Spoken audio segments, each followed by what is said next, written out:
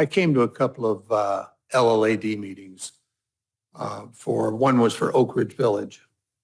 And then I decided that I was going to take a look at one item.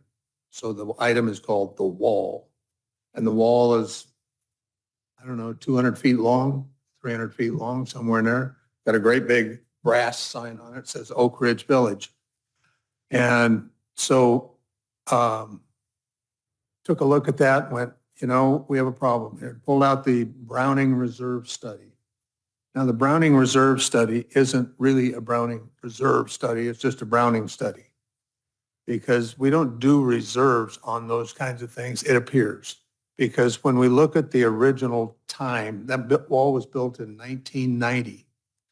And it has never been, from what we could tell, it's never been repaired, painted, stuccoed, nothing. Now, maybe it has been, but I couldn't find it. The point is that we're supposed to have a reserve fund. That's the whole point of the Browning Reserve, is to know where your reserves are to do the work on the things that you've got in that booklet, if you will. And we have been collecting money for that reserve for 30 years, and we've never taken care of the wall. To me, that's just crazy. And I'm thinking to myself, maybe I'm the one that's crazy, that somehow I've missed something somewhere. But are we taking what should be reserve funds and putting them into a general fund and using them to just pay the actual maintenance of mow, blow, and go on that property? And we never went back to them and said, folks, you're going to have an election. You're going to have to beat the 218 numbers so that 218 is the requirement to actually have a vote.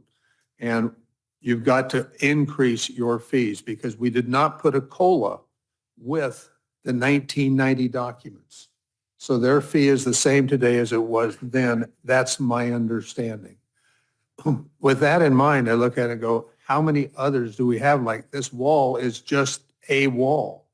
We have, I'm not sure how many LLADs. My guess is 35 that are active, 29, 27. I thought it was 27. Not terribly relevant, but We have 33 total, okay, thank you. and I believe the 25 number is correct for active. The point is that there's a number of assets out there that are involved with the Browning Reserve Study, and I'm not sure that we are in balance with that account. When we aren't keeping the reserves as reserves, I don't believe the accountant should be turning them in as if we're supposed to sign off on them under penalty of perjury.